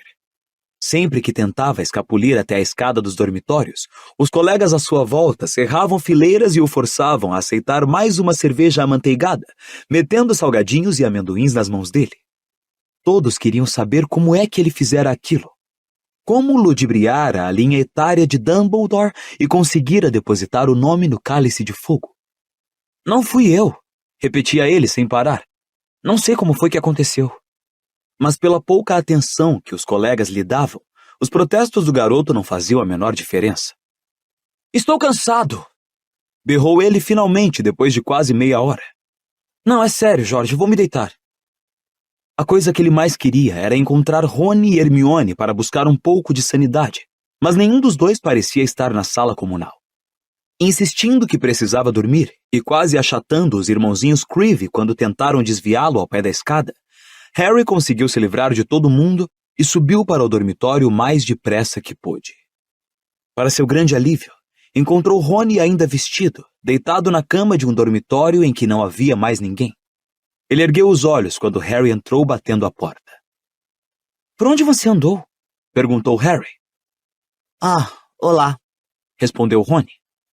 Sorria, mas parecia um sorriso muito estranho e tenso. Harry, de repente, se deu conta de que ainda vestia a bandeira vermelha da Grifinória que Lino amarrara nele. Apressou-se em despila, mas o nó estava muito apertado. Rony continuou deitado na cama, sem se mexer, apreciando os esforços de Harry para retirar a bandeira. Então, Disse ele quando Harry finalmente conseguiu remover e atirar a bandeira a um canto. meus parabéns.